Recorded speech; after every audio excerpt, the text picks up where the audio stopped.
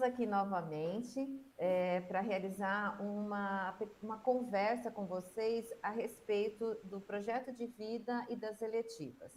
A diretoria de ensino tem muito a agradecer à nossa dirigente, Mara Silva Biotto, pelas oportunidades de estar conversando com vocês, e a equipe do Inova, formada por mim, supervisora Márcia Sasso, pelos PCNPs Carlos Magno, Mariana Carvalho e Rogata Neto, com os quais nós iremos trabalhar hoje, abrilhantados ainda com a participação da professora da API Gima, professora coordenadora PCG, Marlene Drules.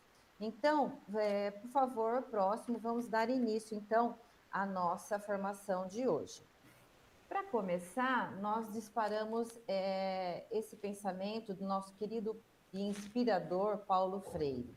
Ensinar não é transferir conhecimento, mas criar as possibilidades para a sua própria produção ou a sua construção. Então, a gente está aqui para poder construir e produzir junto com vocês um conhecimento que vai permitir que a gente, nesse caminhar, nesse conhecimento que nós estamos aqui adquirindo em relação às disciplinas do Inova, ele possa se consolidar e se fortalecer em cada uma das formações e cada uma das conversas que nós vamos desenvolvendo e com vocês, tá? Próximo. Os nossos objetivos de hoje serão abordar a contextualização das competências socioemocionais priorizadas neste terceiro bimestre. Compartilhar ainda com vocês boas práticas de projeto de vida e eletivas, dois componentes que devem atuar de forma articulada com os professores. E no final, nós temos também como objetivo refletir um pouquinho sobre a avaliação da socioemocional. Como avaliar as competências socioemocionais? Quais os instrumentos? Quais os objetivos? Como que a gente pode fazer isso? E como colher bons frutos desta avaliação? Agora, eu vou passar a palavra para a nossa PCNP Rogata, que vai conversar com vocês a respeito das competências socioemocionais priorizadas neste terceiro bimestre. Obrigada e passo a palavra. Olá, pessoal, tudo bem? Com o intuito de valorizar o trabalho pedagógico nesse terceiro bimestre, optou-se por estabelecer as duas competências que deverão ser priorizadas, sendo o sexto ano tolerância ao estresse e organização, né? E no sétimo ano organização e imaginação criativa, oitavo ano organização e empatia, nono ano organização e empatia, primeira série do ensino médio, autoconfiança e organização. Segunda série, tolerância à frustração e foco. Terceira série, tolerância ao estresse e persistência. Vamos lá, então? Bom, pessoal, aqui vamos pensar de que forma podemos atrelar os 4 pilares da educação às competências socioemocionais. E por quê, né? Vamos relembrar aqui o que são os 4 pilares da educação. Quando pensamos no aprender a conhecer, estamos pensando numa competência cognitiva, né? Que é como que se dá o conhecimento, como que se dá, né? A aquisição da aprendizagem. Quando pensamos no aprender a fazer, estamos pensando numa competência procedimental, né? Que ela está ligada, né, ao fazer. Quando pensamos no aprender a conviver, pensamos numa competência social, como que se dá esse interrelacionamento, né, com todo e qualquer tipo de pessoa. E quando pensamos no aprender a ser, pensamos numa competência pessoal. Então, de que forma podemos atrelar esses 4 pilares às competências socioemocionais? Lembrando que quando falamos de competências socioemocionais, estamos falando em capacidades individuais que se manifestam no modo de pensarmos, sentirmos e agirmos conosco mesmo e com as outras pessoas, né? Vamos lá? E elas são observadas, né? Elas são observadas em relação à nossa ação e reação frente, né, às atitudes, frente à nossa maneira de agir. Então, vamos lá. Esse é um exemplo do cérebro dividido em 2 hemisférios, né? E aqui nós percebemos, né? Hemisfério esquerdo, uma maior motivação, né? Resolução de conflitos, essa área que está aí em verde, né? A maior motivação, a área vermelha. O roxinho está como melhor comunicação. Já do lado direito, né? Representado aí pela cor amarela, estudar de modo mais eficiente, na área que está com a cor azul, tomar melhores decisões, né? E um amarelo mais vivo, melhorar, né? Melhor performance. Então, vamos lá? Continuando. Semáforo das emoções. O quanto o emocionário ele está ganhando espaço aqui nas unidades escolares. Como que você está hoje, né? Então, semáforo das emoções. Semáforo ou sinal de trânsito, ele é utilizado para controlar o movimento dos carros nas ruas da cidade. E se pudéssemos também controlar nosso comportamento? Ajude a pintar o semáforo das emoções abaixo e observe as orientações de cada sinal. Quando nós estamos visitando as unidades escolares, nós estamos percebendo, né, a construção do emocionário em algumas e como esse funcionamento nos dá margem, né, de como estão os estudantes ali no dia a dia. Então, ó, pare, pense, respire antes de agir. Opa, o pessoal tá, né? Tá de cabeça cheia, tá? Cabeça quente, tá nervoso hoje. Atenção às emoções e pensamentos. Ó, o pessoal tá mais sensível. Pensamento positivo para seguir em frente, né? Esse pessoal tá entusiasmado, tá aberto, né? Vamos que vamos. O semáforo das emoções ajuda você a ficar atento aos sinais do corpo e do ambiente. Quando alguma coisa te deixar com raiva, pare e pense, né? Respire antes de agir. Assim você pode escolher o melhor caminho para seguir, né? Por quê? As emoções, elas são, né? Quando a gente pensa em emoção e razão, a emoção ela é muito rompante. E muitas vezes, quando nós tomamos alguma atitude sem pensar, 99% das vezes nós nos arrependemos, né? Quando a gente respira, fala, puxa, eu devia ter segurado, né? Então, o quanto é importante esse trabalho para nós, né? Professores e para os alunos no ambiente escolar.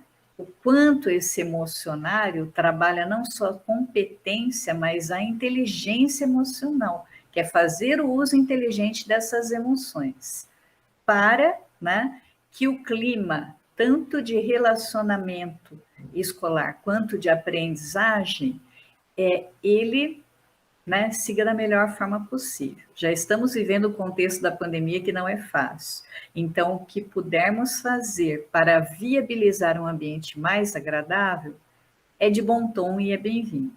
Vamos lá? Bom, resiliência emocional.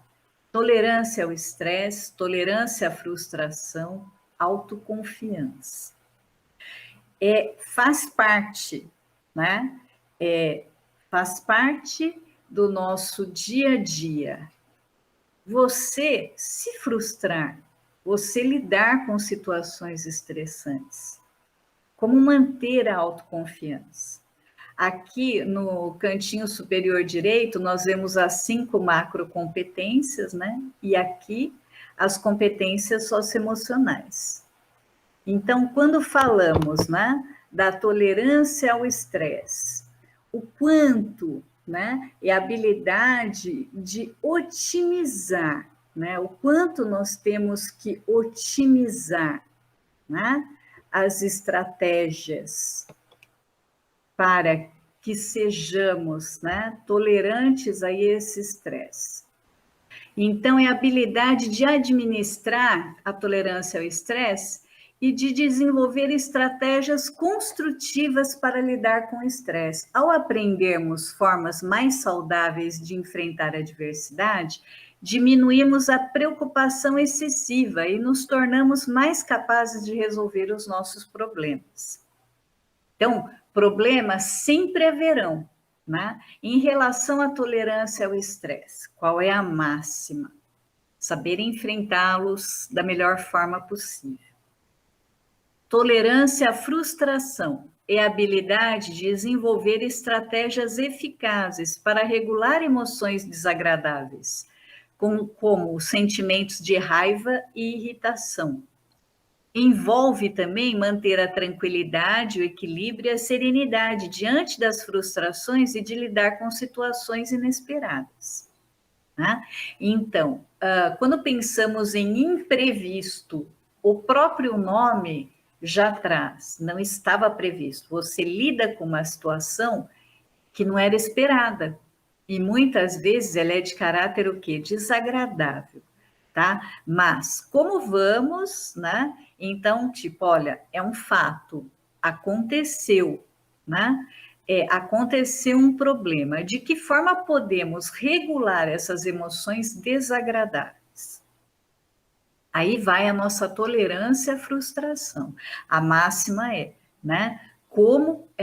De que forma nós podemos desenvolver estratégias para regularizar, né? Então, o problema ocorreu, né? Então, se a gente pensar, né? O estrago está feito, o problema ocorreu. Como podemos desenvolver estratégias que sejam eficazes para regular essas emoções desagradáveis? E aí nós temos a autoconfiança, que é a capacidade de acreditar no próprio potencial, mantendo uma perspectiva otimista para o futuro. E aí, gente, quando nós temos um problema, a gente sempre fala, se a gente resgatar um pouquinho, né, da psicologia, e pensarmos em análise, né, pensarmos aí no aspecto freudiano, né? Então, vamos pensar que nós somos como se fosse um iceberg. A pontinha do iceberg é aquilo que a gente tem conhecimento. E todo o interior do iceberg que fica ali dentro do oceano, que a gente não tem acesso, faz parte do nosso autoinconsciente. Muitas vezes, quando nós temos um problema, que o Freud, né, nos ensina, quando você traz à tona, né, o problema, você traz para o seu autoconhecimento e você consegue enxergar as reações que isso provoca no seu corpo, você consegue enxergar o problema, você também consegue ter acesso às ações e aos limites. Isso te torna mais capaz, né, para justamente trabalhar como regularizar, né? O que eu posso fazer? O problema ocorreu, mas de que forma eu posso lidar com esse problema? Então, a gente chama a atenção de vocês aqui para uma reflexão, né? Então, nós temos os estressores. O que tem me deixado estressado, né, em minha vida e profissão? Por exemplo, medo do Covid-19 ou estudante, tá? Um excelente aluno, ele está viciado em drogas, agressividade do colega de trabalho, barulho do meu vizinho. Quais são os estressores que estão mexendo, né? Que estão mexendo aí com a tolerância à frustração, reações em meu corpo. Como esse estresse tem se manifestado no meu corpo e mente, né? Tolerância ao estresse. Busque identificar o que você sente e como o seu corpo reage. Se você não souber, escreva não sei. Ações. O que posso fazer a respeito? Responda considerando cada estressor. Limites. O que não é possível controlar está fora do meu alcance de ação. Responda considerando cada estressor.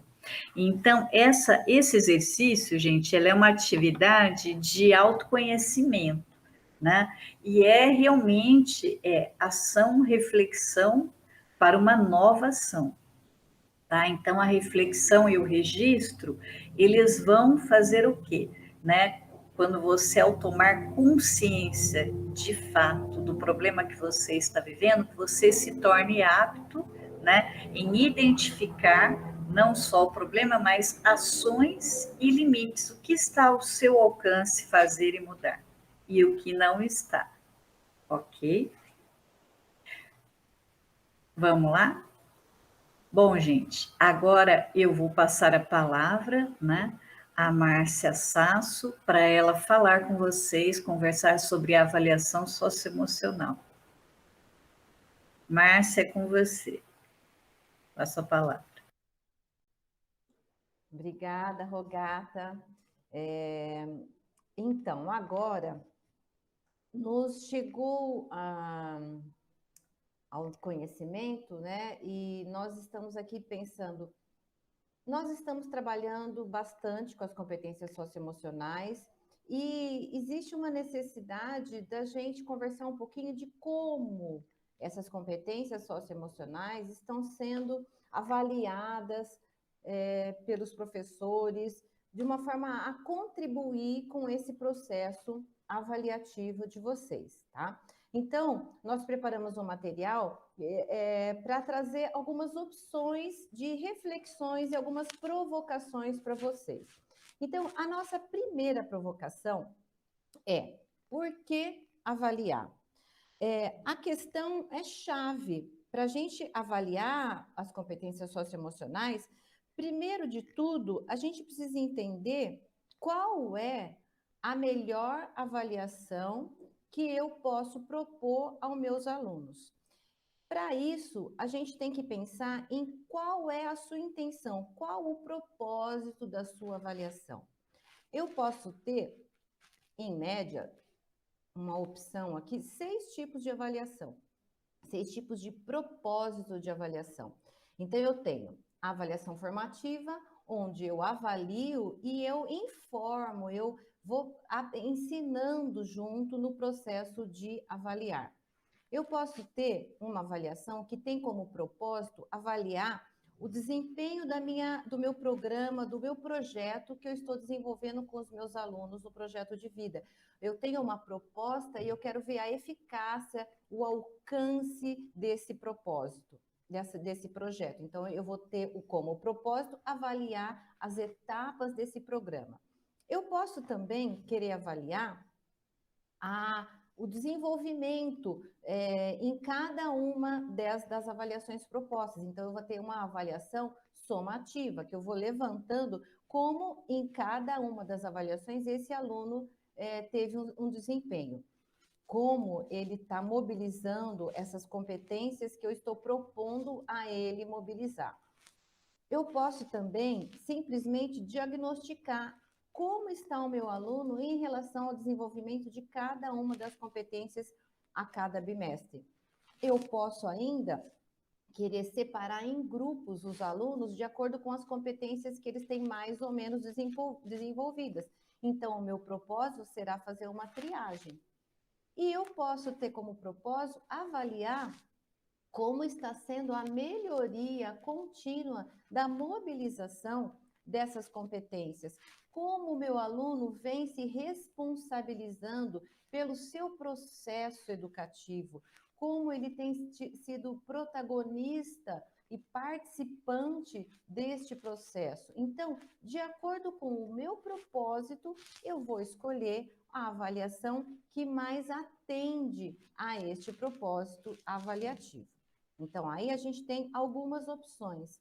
E aí deixa claro como você vai utilizar cada uma delas de acordo com o propósito que você tem de fazer a sua avaliação. Agora, a próxima provocação. O que avaliar? A gente tem muitas opções do que vocês avaliarem, mas nós vamos aqui dividir em 3 classes. As habilidades do pensamento, as habilidades comportamentais e as crenças e atitudes. Nas habilidades do pensamento, nós vamos tentar avaliar a capacidade que este aluno tem de entender as intenções e o pensamento das outras pessoas. Como esse aluno compreende a fala do seu colega, dos professores, das pessoas com quem ele convive, como ele vai fazer a reflexão, as conexões neurais, como ele compreende, como ele percebe o outro, qual é a sensibilidade que ele tem de perceber o outro colega ou professor, como que ele vivencia essas situações, como que as conexões neurais que ele desenvolveu ao longo da sua vida permitem a ele refletir, entender, compreender, ouvir o outro. Nesse momento, eu estarei avaliando as habilidades de pensamento. Eu posso também avaliar as habilidades comportamentais. Nesse momento, eu estou avaliando a capacidade desse estudante de entrar numa conversa, como ele se comporta diante de um grupo, se ele foge do conflito, se ele vai ao conflito com argumentos, como esses argumentos se colocam, se ele tem como que é a postura desse aluno diante do conflito. Ele prefere se isolado e não colocar suas posturas, o seu posicionamento, ou ele vai para o embate, de que forma ele vai para o embate, o que ele traz de toda a sua criação, de todo o convívio social que ele tem, para ele se colocar, se ele está disposto a ouvir o outro, ou ele só se colocar e não ouvir o seu colega, se ele reage, como ele reage às situações. Então, nesse momento, eu estarei avaliando as habilidades comportamentais. E numa outra classe, as crenças. Então, o aluno, ele traz as crenças, o que ele acredita, tá? Ser verdadeiro, e ele expõe as suas crenças. Ninguém aqui está julgando se elas são certas ou erradas, e sim, quais são elas? E à medida que eu coloco o que eu acredito, eu permito ao outro que também coloque o que ele acredita, eu reflito sobre o outro, eu converso de uma maneira pacífica com o outro, porque nós podemos divergir nas nossas crenças. E a reflexão e a conversa sobre o que o outro acredita e o que eu acredito é que nos faz crescer. A gente vive num momento que a gente precisa de tolerância e a gente precisa interagir e ouvir o outro, refletir sobre o que eu penso, construir o que atende à minha necessidade, mas, acima de tudo, eu preciso saber respeitar os posicionamentos divergentes do meu. A minha atitude deve ser uma atitude de resiliência, mas de respeito à atitude do outro, ao pensamento do outro. Então, quando numa avaliação eu estou propondo uma situação conflitante, ou eu estou propondo que os alunos exponham as suas crenças, eu estou avaliando como ele lida com o que ele acredita e com o que o outro acredita, como que eles interagem e constroem junto esse aprendizado de aceitar, de refletir, de conversar, mesmo que os pensamentos sejam divergentes. Então, a gente precisa preparar esse aluno para isso. E quando eu avalio, eu então estou pegando dados para que eu possa trabalhar em outras situações, em outras atividades, exatamente os pontos de fragilidade observados no momento da avaliação. Então, a gente precisa sempre estar na nossa mente que eu só avalio com o objetivo de observar as fragilidades e fortalecer no meu aluno essas fragilidades. Não tem avaliar por avaliar. A gente avalia para que no transcorrer das aulas a gente possa mobilizar os pontos de atenção e contribuir para o desenvolvimento global do meu aluno, né? A gente está aqui para construir seres humanos, né? Ajudar nesse processo de construção do nosso estudante para que ele possa interagir com a sociedade, com a sua família, com os seus colegas, no seu trabalho, de maneira positiva, que ele consiga sempre evoluir e tenha um conteúdo, ele tenha instrumentos para lidar melhor com o mundo onde ele está inserido. Próximo, por favor. Agora, nós temos tipos de avaliação que são utilizados com as competências socioemocionais. São estratégias que a gente pode lançar a mão para avaliar o nosso aluno. A primeira delas é a avaliação direta. Nessa avaliação, os estudantes demonstram as suas habilidades resolvendo tarefas socioemocionais desafiadoras. Então, você vai colocar uma tarefa e você vai desafiar os estudantes à organização mental para poder solucionar a questão. Então, você vai estar trabalhando com habilidades de raciocínio e organização do pensamento.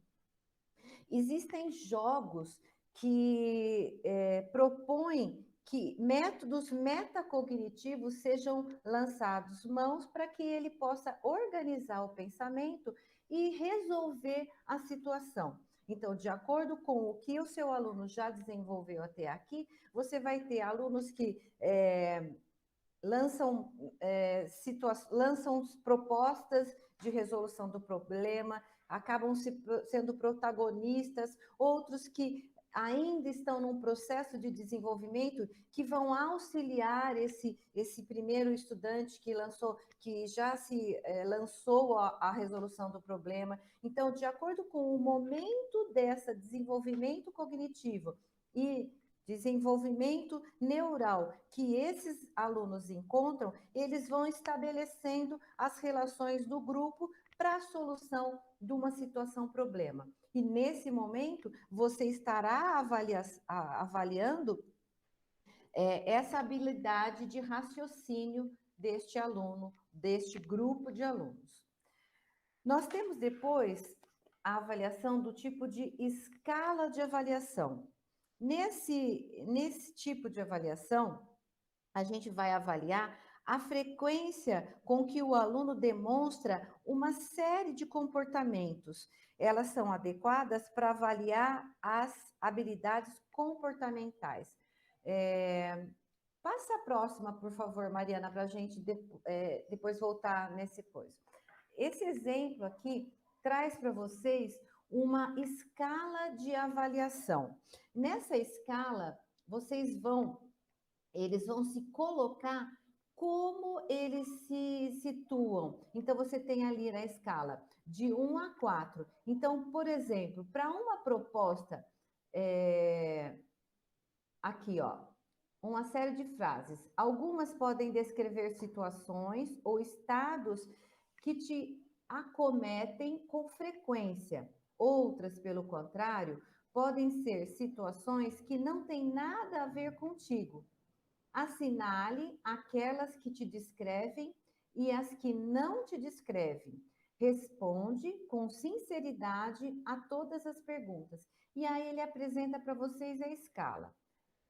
Se a situação proposta descreve você sempre como você age, você vai colocar o X no 1.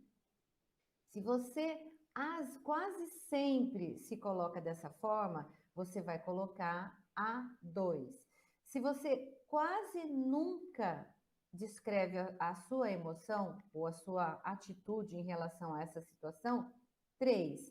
E você nunca se coloca dessa forma, você vai se descrever no 4. Então, você percebe que eles estão propondo que vocês, o aluno, ele se coloque em relação a como ele se comporta diante de uma situação. O comportamento dele, como às vezes, quase sempre, algo, muitas vezes ou nunca. Então, nesse momento, é uma escala que o estudante vai se colocar. Então, é uma forma também de vocês avaliarem, uma avaliação por escala. Então, olha só a situação. Número 1, custa-me muito exprimir o que eu sinto aos outros. Então, isso eu não tenho, vamos supor, eu sou um estudante, eu não tenho facilidade de me colocar. Então, realmente, isso é o que me descreve sempre. Então, eu vou colocar lá no número 1.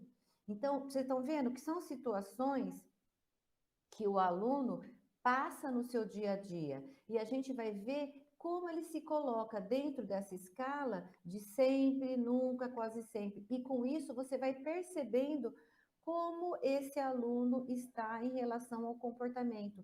Se ele está seguro, se ele não está, se ele precisa de mais situações onde ele é solicitado a ele que se coloque, tá? Então, é uma forma de avaliação por escala. Isso tudo vocês vão guardar e à medida que vocês vão trabalhando com os alunos, vocês vão observando a evolução desse aluno frente a essas situações onde ele nunca se colocava, como ele passa a se colocar, ele passa a se abrir ao outro, ele passa a se manifestar sozinho ou em duplas ou com um grupo maior, tá bom? Volta, por favor, Mariana. Agora a gente tem aqui uma outra opção, o sistema de observacionais estruturados, que também nós temos um exemplo para apresentar para vocês. Pode passar a chegar no exemplo, Mariana, por favor. Isso. Na observação estruturada, o observador sabe previamente o que vai observar e já organizou as categorias de observação, que podem ser variáveis de acordo com a competência que você está querendo observar, de acordo com os objetivos de investigação. Essa observação, ela é sistemática, ela acontece rotineiramente, de tempos em tempos.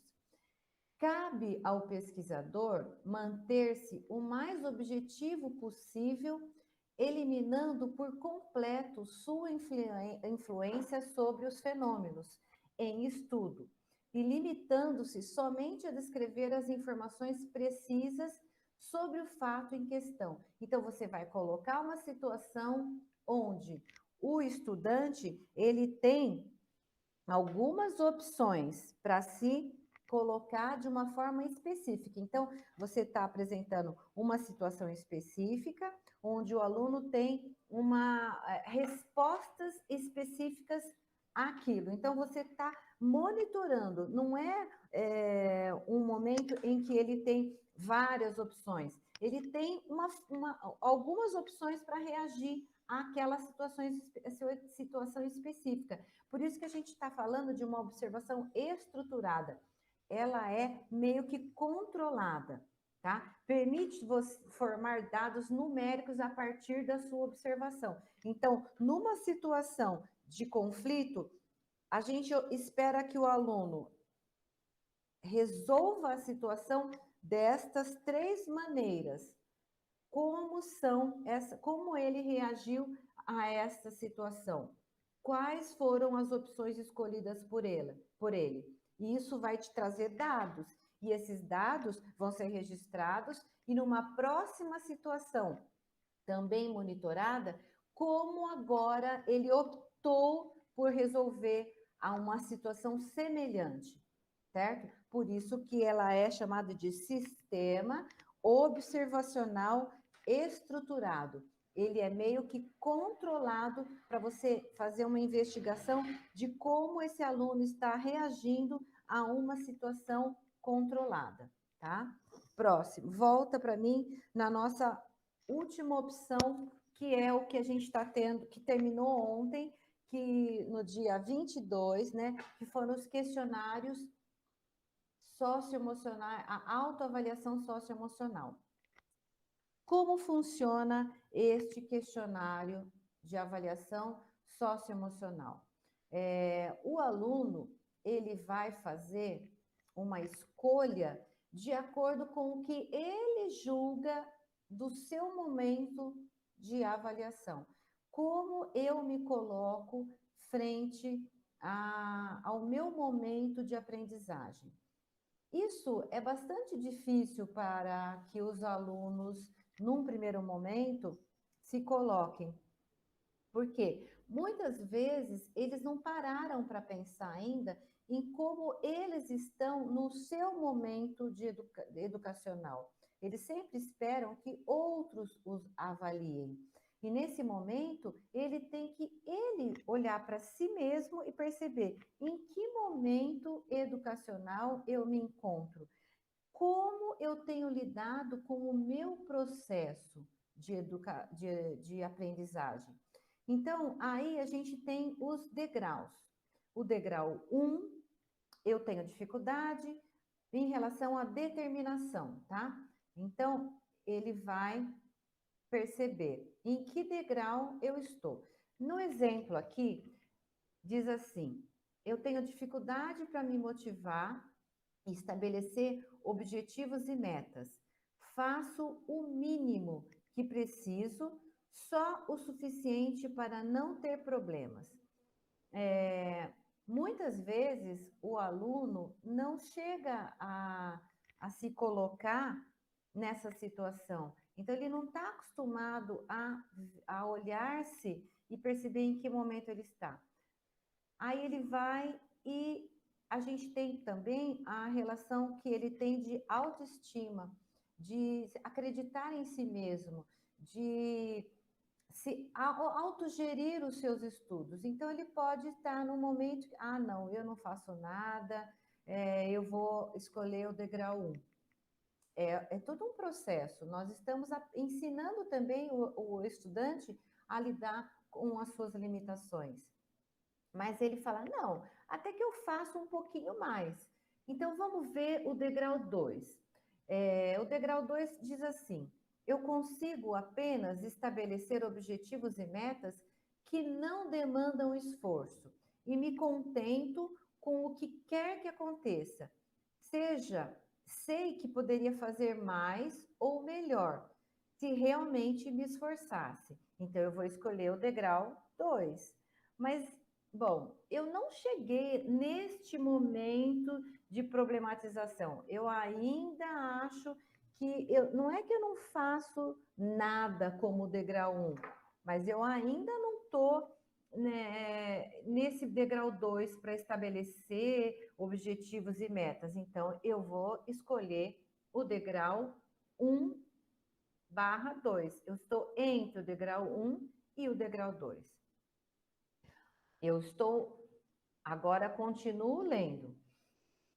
E degrau 3, estabeleço objetivos e metas difíceis que demandem esforços para cumprir. Dedico tempo e esforço necessário.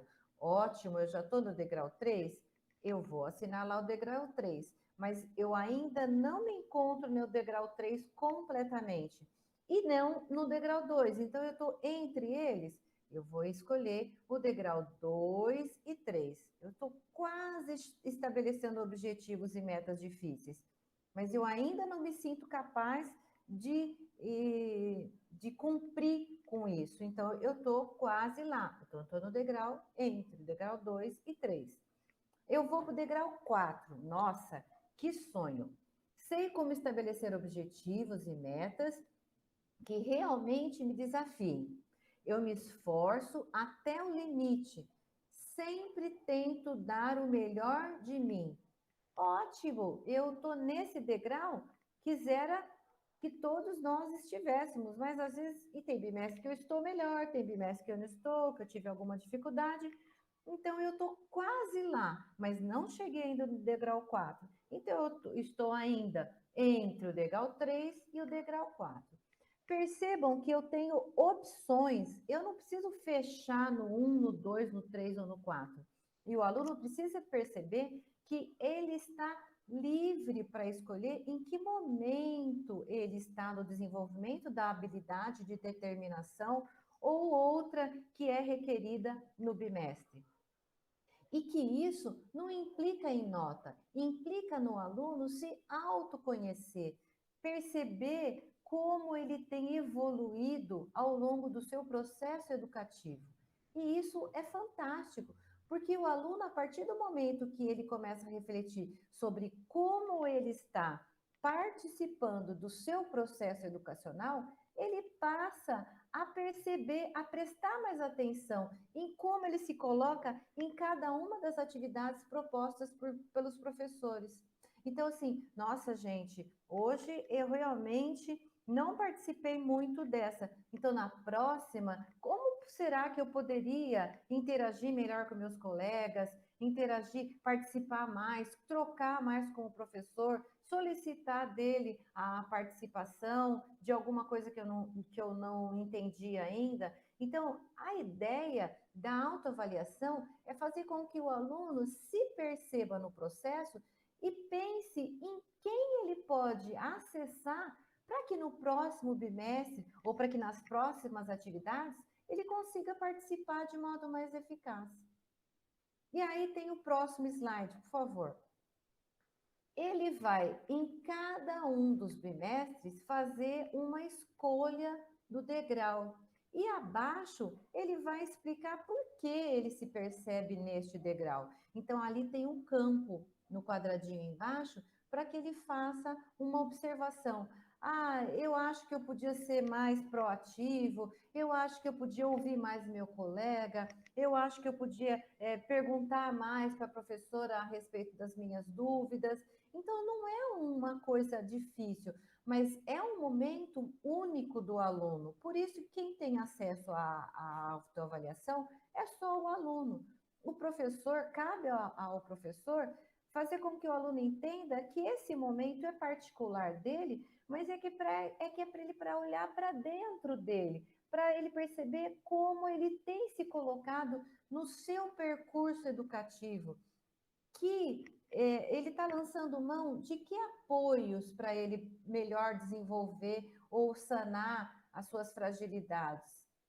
Então, na verdade, a intenção é que ele volte de uma atividade de autoavaliação mais maduro para perceber que ele pode sim pedir ajuda para o seu colega, pedir ajuda para o seu professor ou na sua família, para que ele possa interagir e participar melhor das próximas atividades ao longo do ano e não só na autoavaliação. Na próxima autoavaliação, com certeza ele vai estar mais maduro para escolher em que degrau ele está, mas porque ele está mais maduro para participar de cada uma das atividades que foram propostas a ele.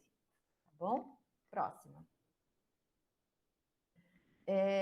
No passo 6, o aluno deve escolher qual dessas competências ele ainda percebe que ele precisa desenvolver.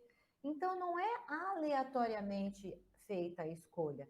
E nesse momento, ele vai perceber na autoavaliação o que ele ainda precisa desenvolver nele. Então, eu vou escolher, eu acho que a minha iniciativa ainda está precisando ser fortalecida, eu preciso desenvolver mais essa minha postura de estar presente no grupo, me posicionar, conversar, né? Colocar a minha opinião. Ou é a minha autoconfiança? Eu prefiro ouvir e eu não quero me colocar, eu não quero mostrar como eu penso, eu divirjo da opinião do meu colega, mas eu não tenho ainda argumentos para colocar a minha opinião, então eu preciso desenvolver a minha autoconfiança.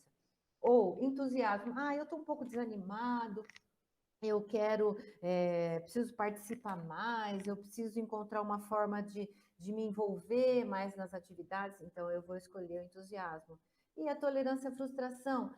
Não, eu lido bem com isso, assim, não dá certo, eu tento de novo, então ótimo, a tolerância à frustração não é uma competência que você ainda está precisando. Vamos lá trabalhar com as outras. Então, nesse momento, o aluno deve escolher qual é a competência que ele tem intenção de ainda desenvolver ao longo do seu processo educativo, tá bom? Próxima. Por fim, a gente agora tem o que avaliar, como avaliar, e agora, gente, o que fazer com todos os dados que nós reunimos da avaliação desses estudantes. Então, nesse momento, eu vou observar quais as competências que esse estudante tem fragilizada e que eu preciso empenhar mais esforços para que eu possa desenvolver nele essa competência que está mais fragilizada. Então, a partir dessas minhas observações, dessas avaliações, eu já consigo identificar no meu aluno qual é a competência que eu preciso propor mais atividades para desenvolver nele. E quais as propostas, então, que eu vou buscar para poder mobilizar essas competências? Existem algumas entidades, alguns projetos que eu posso citar para vocês, que vocês podem buscar algumas experiências. Nós temos o Mind Lab, do diretor Luiz Laurelli, onde ele acredita que todo mundo é modificável. Eles trabalham bastante com jogos, e aí eles falam dos métodos metacognitivos de organização do pensamento do estudante para realizar as interferências. Eles citam também, eles trabalham bastante com o método do semáforo, onde o aluno ele vai identificar nas situações conflitantes como ele se coloca. Ele para e pensa sobre, ou ele já sai reagindo de forma automática, ou ele reflete sobre, organiza o pensamento e depois ele reage. Então, também nós temos o programa Semente, da Tânia Fontolan, que também trabalha bastante com as competências socioemocionais e mobilizando, dando propostas de atividades que vocês também podem pesquisar. E ainda a gente tem um livro muito interessante da neurocientista Marta Helvas, que o título é Cérebro, Contextos, Nuances e Possibilidades. Por quê? Porque a gente sabe que o cérebro ele tem uma plasticidade, que a gente está sempre aprendendo. Então, como essas conexões neurais dos nossos alunos, em que momento elas estão, como a gente pode estimulá-las para que elas se desenvolvam, né? E a gente ainda também tem bastante o canal Futura, que fala das trilhas, que tem trilhas de conhecimento, que falam das competências socioemocionais também. Então, são materiais muito ricos que vocês podem desenvolver, pesquisar para trabalhar com os seus alunos, né? A gente vai aprendendo sempre. Nós aprendendo, a gente pode trabalhar cada vez melhor com os nossos estudantes. E a ideia é que vocês mobilizem, como vocês viram em outras formações, nós temos propostas de mobilização de competências socioemocionais a cada ano série, mas elas não finalizam naquele ano sério. A ideia é que a gente mobilize constantemente para que elas se fortaleçam e passem a fazer parte de uma reação natural para lidar com as situações conflitantes dos nossos alunos. Elas devem ser inseridas no modo de agir, no modo de refletir, no modo de se colocar dos nossos alunos. A gente busca a transcendência, então a gente tem que sair dos muros da escola para as atividades de vida diária, o que está aí como AVD. eu preciso fazer com que meu aluno, com tudo que foi mobilizado e foi absorvido e internalizado por esses alunos na escola, para que ele possa, com todo esse conteúdo e todos esses instrumentos, lidar com bastante segurança em todas as atividades da sua vida diária, em todos os conflitos que ele terá ao longo do seu caminhar, de forma eficaz, consciente, e que a gente possa, então, levar isso para que ele exercite no seu dia a dia, com os seus familiares, com os seus colegas, no seu futuro, a futura a atividade laboral, e que a gente faça cada vez melhor para que a gente consiga desenvolver nesses alunos melhores comportamentos, melhores reflexões, melhores atitudes, para que ele seja ético, solidário, participativo e, ao mesmo tempo, a gente está desenvolvendo tudo isso em nós mesmos, professores, formadores, e isso vai fazer com que a nossa sociedade também tenha melhores reflexos, né? E a gente consiga conviver de uma maneira muito mais harmônica e melhor, tá? Com isso, nós não estamos trabalhando só com as competências socioemocionais, nós estamos também colaborando e muito no desenvolvimento das competências cognitivas dos nossos alunos. Existem muitos estudos no PISA até de que mostram que o desenvolvimento das competências socioemocionais auxiliam muito no desenvolvimento das habilidades cognitivas.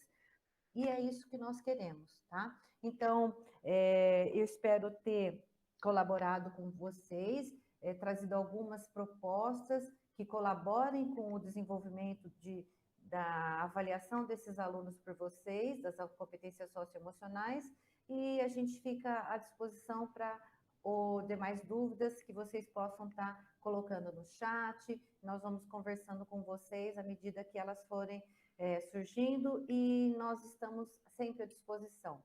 Era isso que eu tinha para falar com vocês. Eu passo a palavra agora para Mariana, que vai trabalhar com a nossa convidada especial, a professora coordenadora geral da PI Gima, Marlene Drules, e vão falar um pouquinho sobre a articulação entre os componentes do projeto de vida e as eletivas. Obrigada e passo a palavra.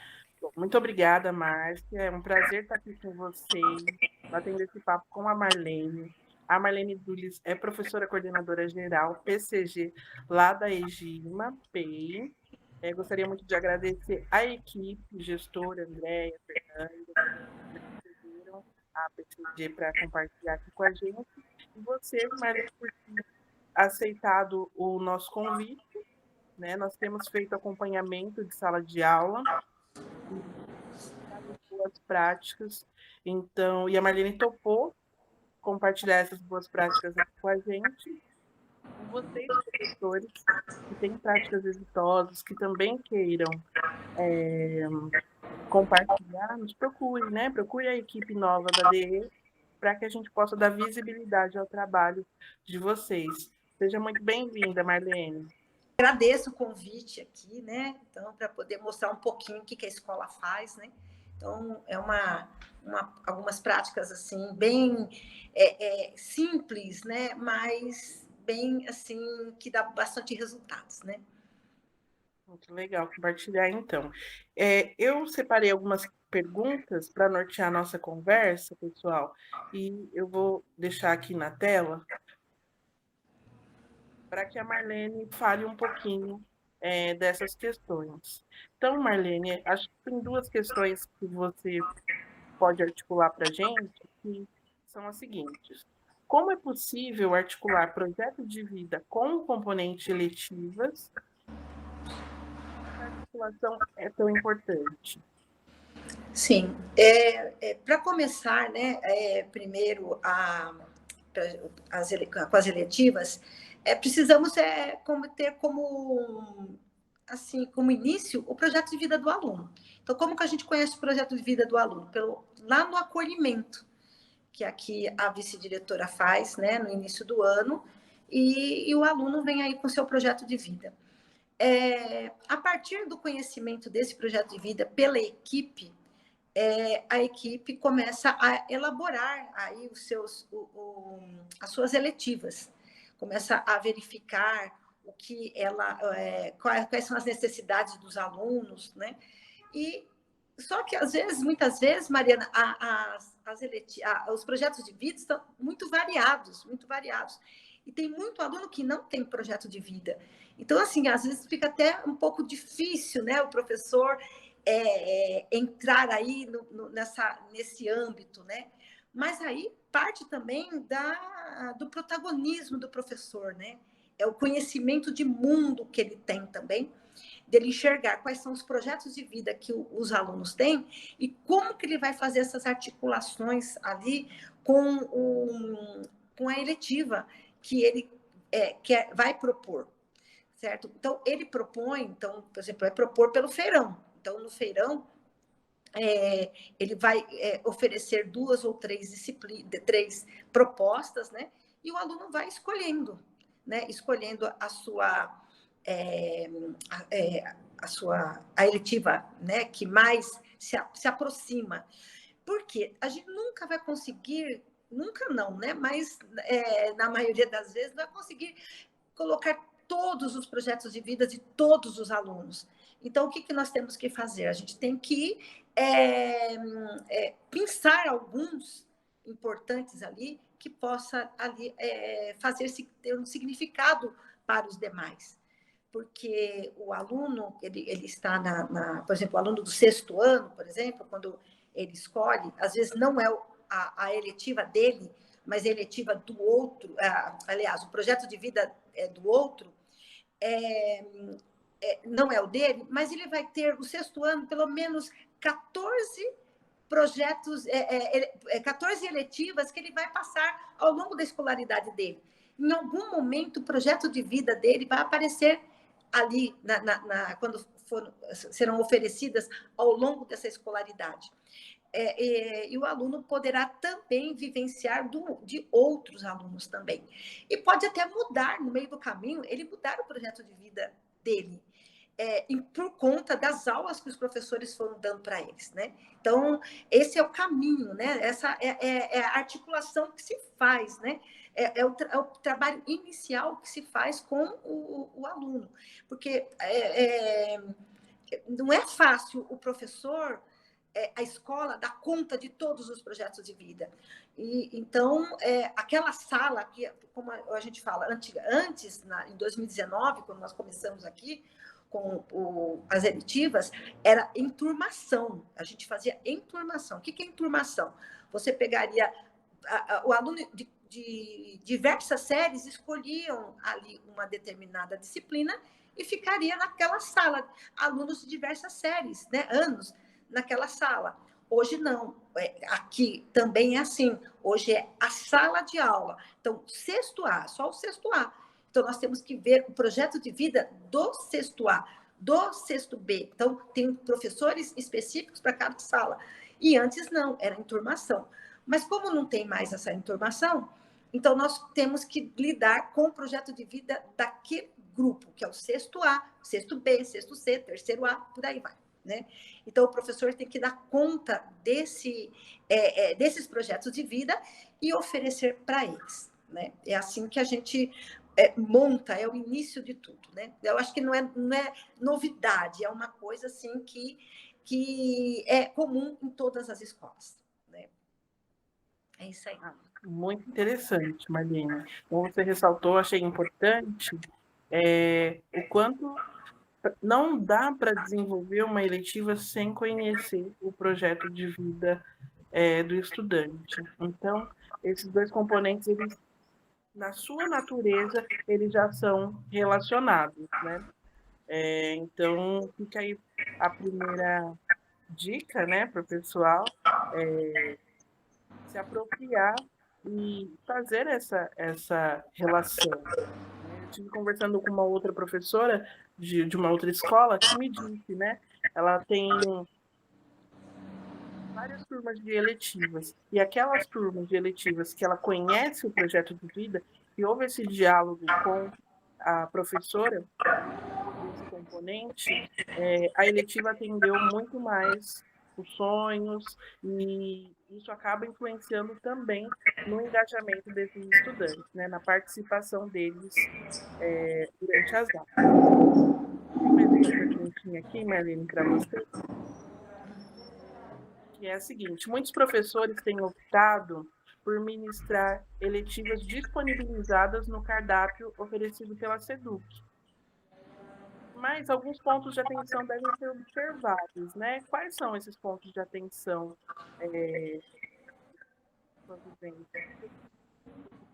Observar ao escolher uma eletiva do cardápio.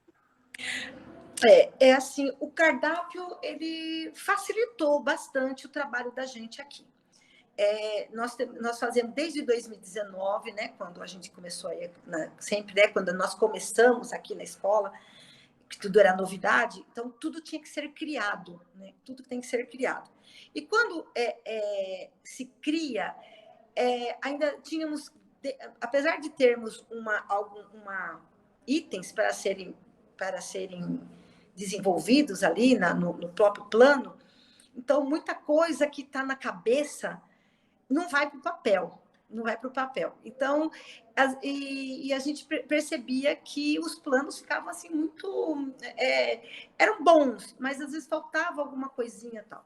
Então, quando você coloca aí com esses cardápios disponibilizados, eles nos traz assim uns modelos para que a gente possa deixar mais claro qual o caminho que nós devemos percorrer com a eletiva, né?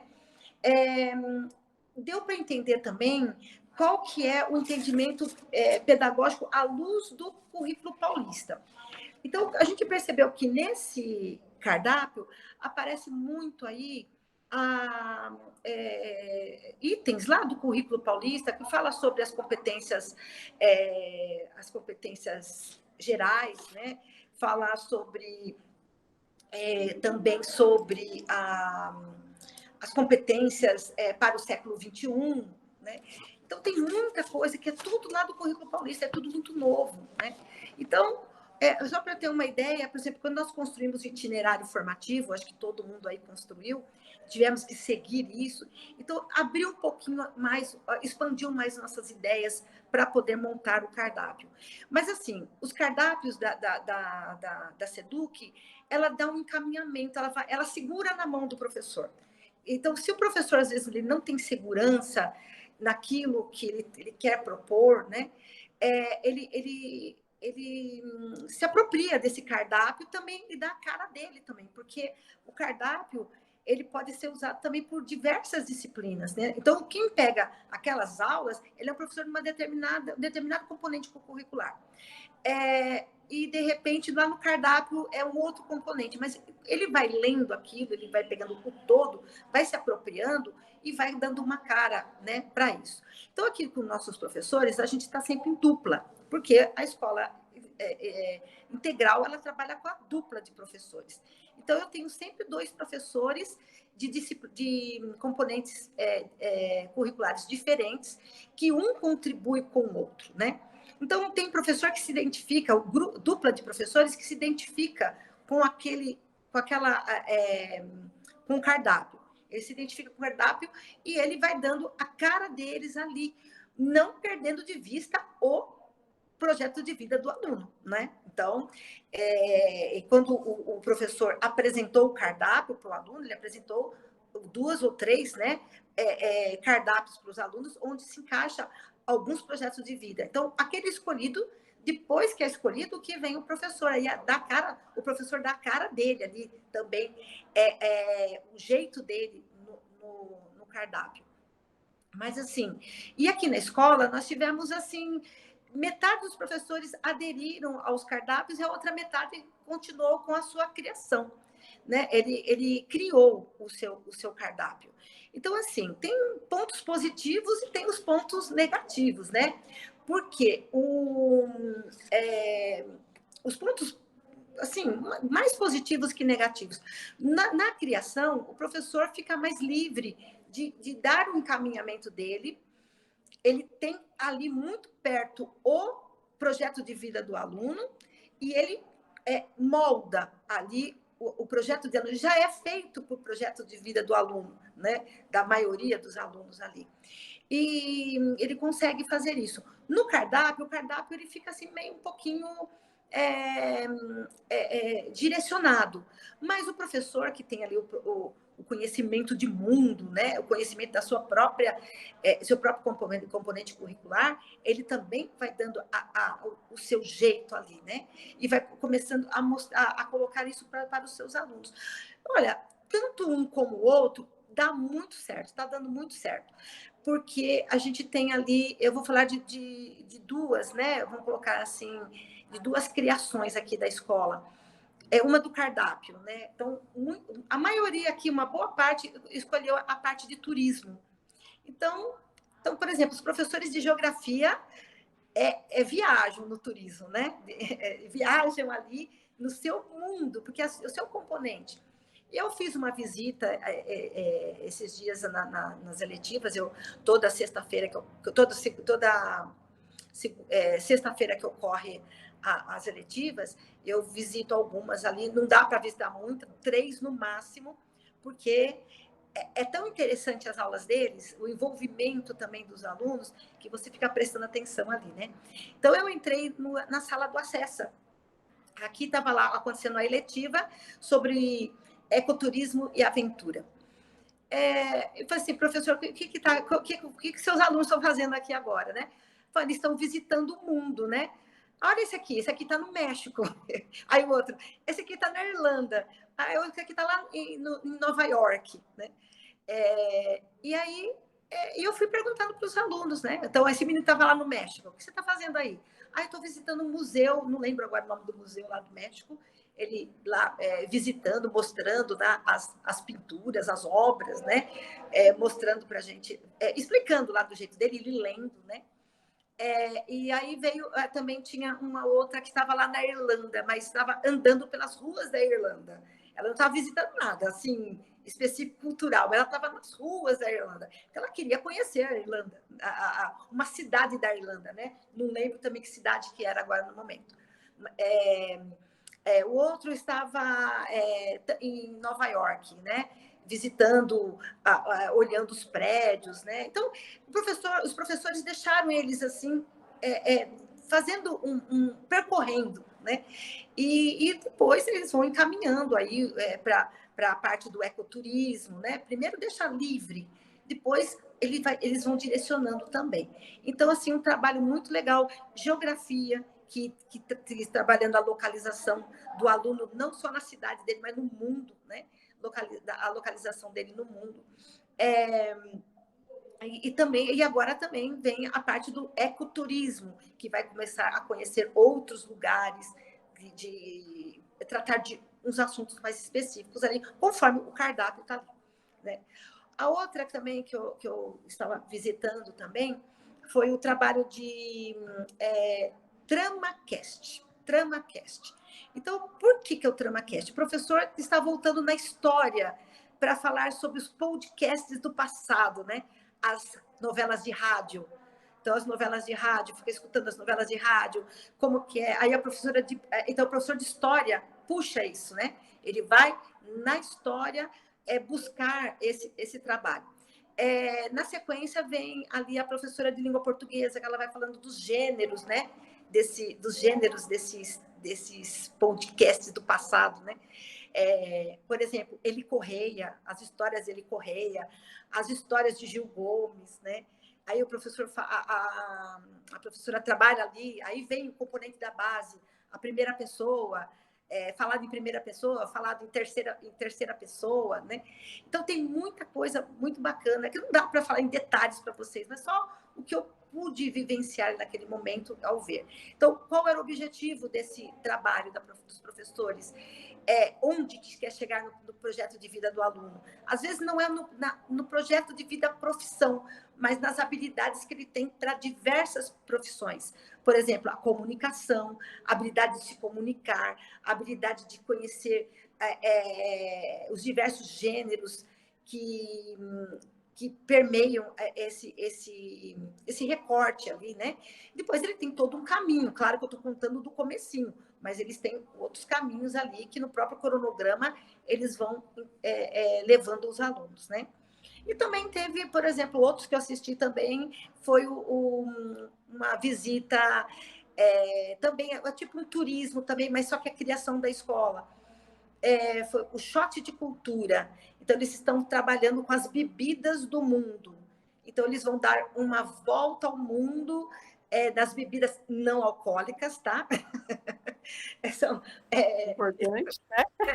não alcoólicas, né?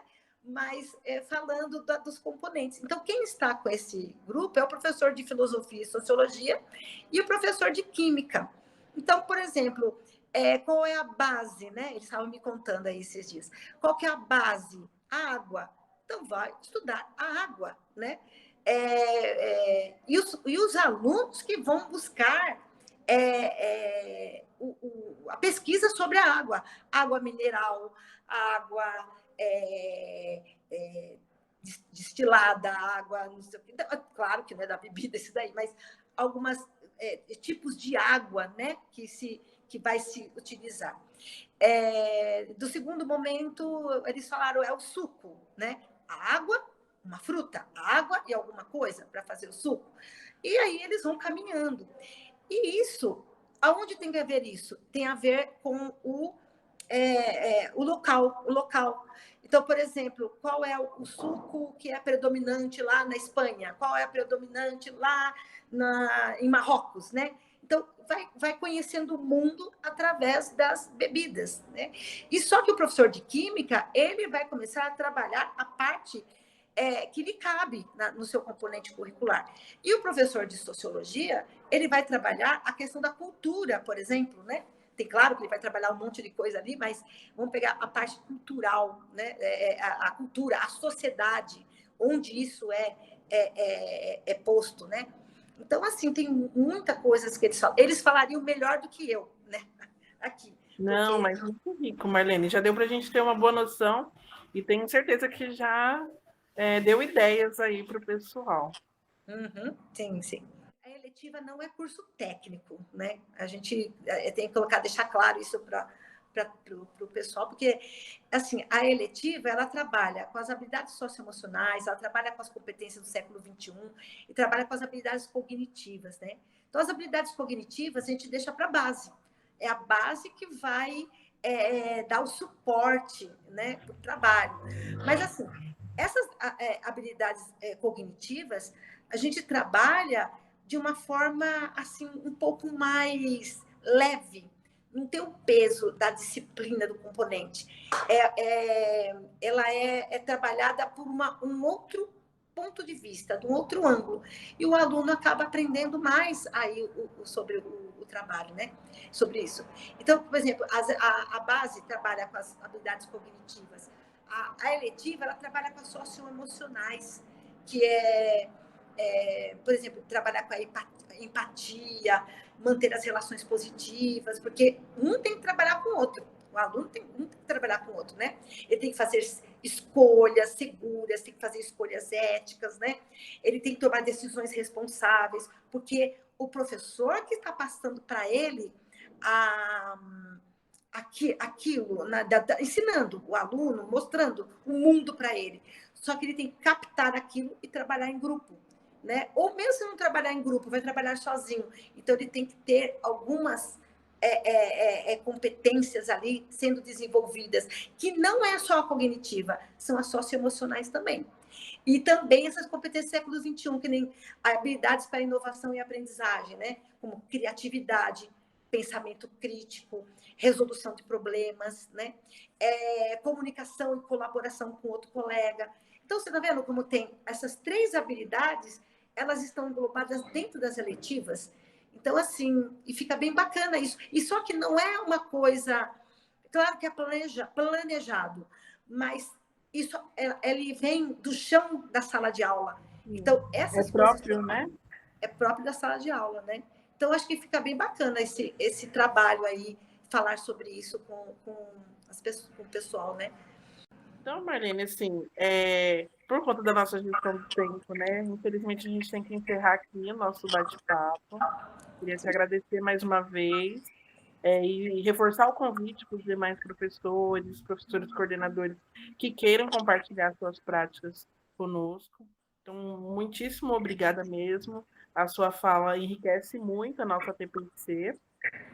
E a gente aguarda, então, mais momentos assim de partilha, né? E fica já aqui o meu convite para que você volte numa próxima formação e possa trazer ainda mais contribuições aqui com a nossa equipe do Inova. Obrigada, Mariana. Eu que agradeço, tá? Mas como eu coloquei para você, são coisas assim simples. Não é show, não é uma coisa do outro mundo. É trabalho mesmo, é o trabalho. É o professor que vai captar o projeto de vida do aluno, ele vai observar do ponto de vista da sua disciplina e vai se juntar com outro professor e formar e oferecer isso para o aluno. E uma coisa importante, não é o professor que vai fazer tudo isso, é o aluno que ele é protagonista, ele que vai fazer. O professor somente vai ser segurar na mão dele, né? É isso que a gente está trabalhando aqui, prima nisso. Tá tudo bem, tudo maravilhoso? Não tem perfeição. Não tem perfeição. É um trabalho de escola. O que é o trabalho de escola? Cheio de coisas lindas, cheio de problemas e cheio de problemas que são resolvidos, né? Resolvido bem, às vezes resolvido mal, mas assim, é escola. A nossa escola, ela não é diferente das outras. Ela é igual a todas. A gente só coloca aqui, porque a gente recebeu aqui o convite, e de mostrar um pouquinho o que a escola faz, tá? Então, quem quiser um dia ir visitar a escola, ver aí como é que funciona, né? Toda sexta-feira acontece aí as nossas eletivas a partir das 10 horas. Se um dia alguém quiser visitar alguma delas, as portas estão abertas. Fica aqui o convite, tá bom, Mariana? Para todos vocês, tá? Muito obrigada, Marlene. Muito obrigada pelo convite. Eu já aceito o convite. Em breve estarei aí com vocês. Pessoal, eu vou passar agora a palavra para o Carlos Magno, que vai dar também a sua contribuição, mais uma vez agradecendo a Marlene, a participação de vocês no chat, e a gente se encontra na próxima formação. Um abraço. Obrigado, Mariana. Parabéns aí pela apresentação, a nossa convidada Marlene, a Márcia Sasso, que já esteve aqui também com a sua fala, a professora Rogata. Olha só essa pergunta, hein, gente? Será que tem a ver com o nosso parque tecnológico que está chegando? Será que a gente poderia aproveitar em algum momento esse material todo que está vindo? Então, essas metodologias, vocês viram que nas falas aí dos colegas, muito se falou do protagonismo, colocar o estudante aí não só como consumidor, mas também como aquela pessoa que vai produzir conteúdo, que vai poder ativamente participar daquela situação de aprendizagem, do nosso dia a dia. Então, verifique aí que, dentre essas metodologias ativas, né, nós temos aí a aprendizagem baseada em problemas, os projetos de grupos, né, as salas invertidas, o ensino híbrido, a gamificação, que tanto foi trabalhada, que tanto foi sugerida aí para que o quanto antes fizesse esse lançamento, né? Então, tudo isso aí são situações que você vai numa abordagem aí de forma investigativa, né, e contextualizada do seu conhecimento, você vai estar auxiliando a esse estudante tornar-se gradativamente corresponsável pela sua aprendizagem.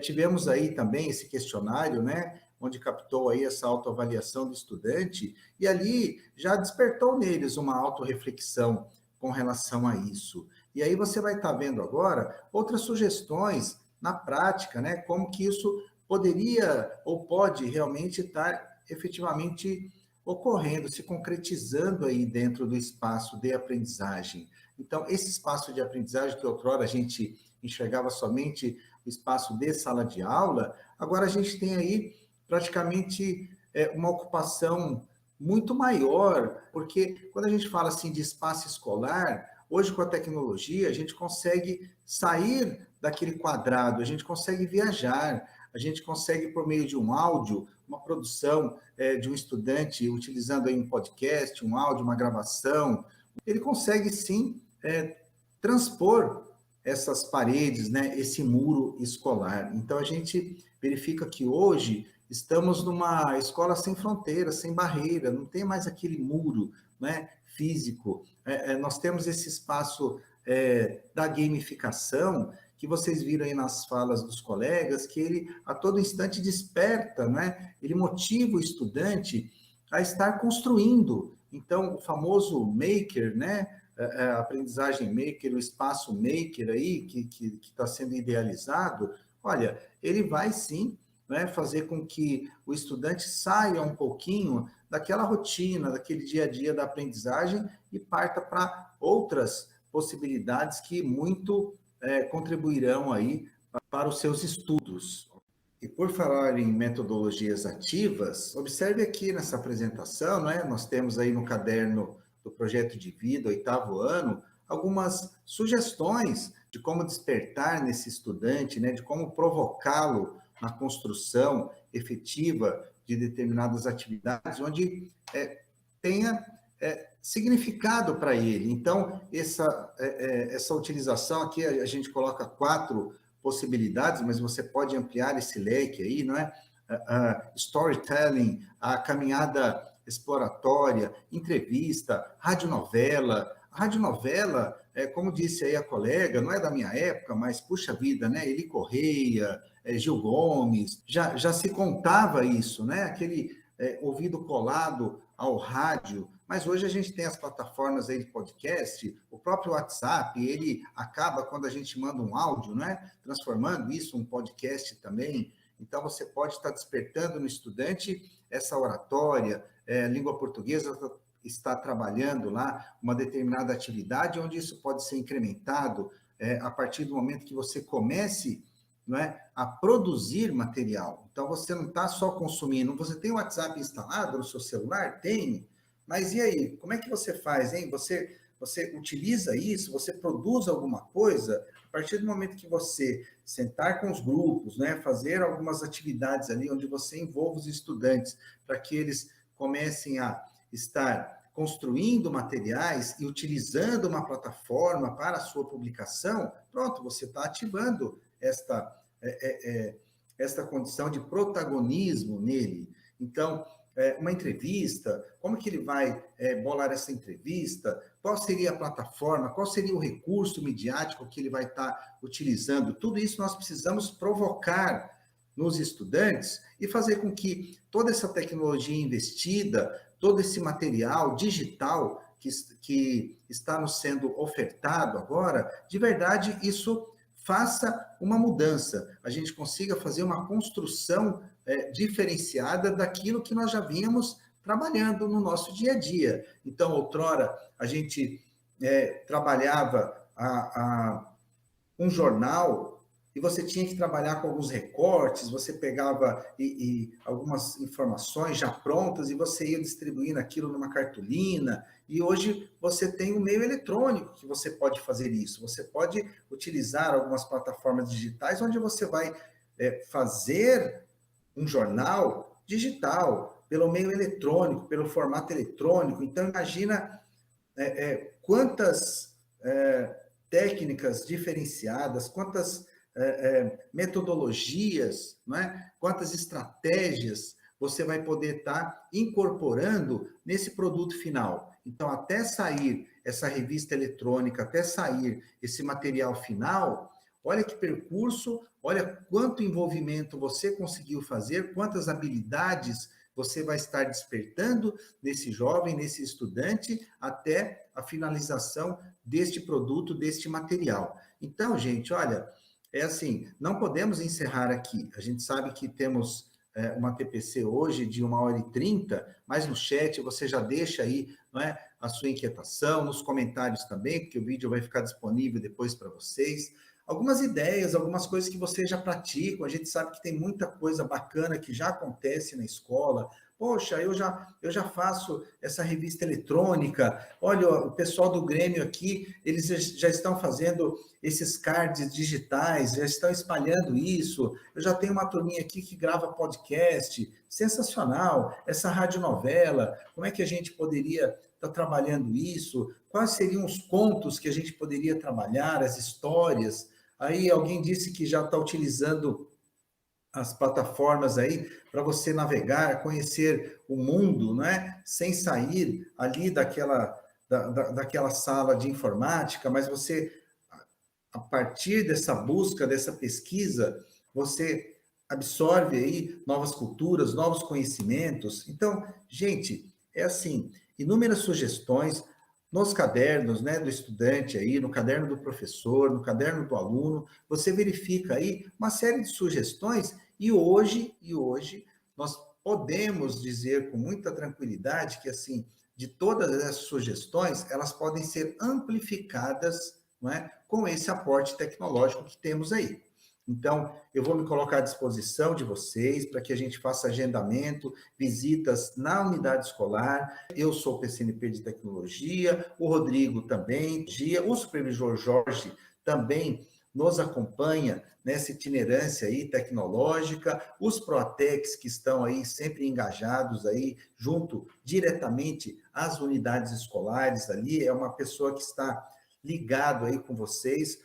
Nós estamos idealizando algumas formações em tempo, nós vamos estar amplificando aí ideias, sugestões, para que todos vocês consigam fazer uso, né, de toda essa instrumentalização digital que está chegando aí para o dia a dia, para a sala de aula, ok? Então, gente, o tempo é curto, infelizmente, como disse a colega aí, nós vamos ter que estar encerrando por aqui. Eu vou devolver a palavra aí para que os colegas façam os encerramentos e já deixo aqui a despedida a todos. E eu espero que nas próximas formações, nos próximos encontros, deixem aí, né, quais são as dificuldades, quais são os maiores desafios que vocês têm, porque nós estaremos indo, sim, presencialmente nas escolas, nas ATPCs de vocês, oportunizando aí algumas ferramentas digitais e aquele mão na massa. A gente vai mexer junto, construir juntos, para que a gente consiga, sim, entregar uma qualidade e fazer com que esse dia a dia de sala de aula seja um pouco diferente daquilo que já vínhamos fazendo anteriormente, ok? E aproveitando, pessoal, não menos importante, nós temos aqui também a forma de mensurar, de calcularmos aí toda aquela entrega de atividades, né? O sistema nos oferta aí a condição aritmética, ponderada e somativa, e foi muito bem explicado aí. Então, agora, já estamos, né, desmistificando toda essa emblemática situação, porque outrora ficávamos muito focados aí na condição, não é, somativa, né? Então, você soma e divide, pronto, esta é a média. E agora nós temos mais estas variações aí para podermos fazer a utilização, ok? Então, dá uma revisitada aí, volta um pouquinho o vídeo depois, que você vai estar verificando aí direitinho essa passagem da aritmética ponderada e somativa, até para a gente fazer uma captação muito mais segura, muito mais pontual em relação àquilo que é entregue mediante a oferta do conhecimento, ok? Mais uma dica aí para vocês. Pessoal, muito obrigado a todos aí, conte sempre com a gente, a turma de formação aqui do Inova, parabéns aí, a convidada também, por ter agenda para estar aqui conosco, e um abraço a todos, até a próxima. Chegamos ao final da nossa formação, foi muito rica, eu agradeço a todos que colaboraram para a execução de mais uma formação da Diretoria de Ensino de Suzano com a equipe Inova. Eu acho que nós contribuímos da melhor forma possível, esperamos que vocês tenham aproveitado bastante, nós ficamos à disposição de todos, né, no chat ou mesmo aqui no núcleo, aqui na Diretoria de Ensino, e estaremos sempre à disposição de vocês. Muito obrigada, em nome da dirigente regional de ensino e de toda a equipe do Inova, eu agradeço a todos e passo a palavra agora para os meus colegas se despedirem.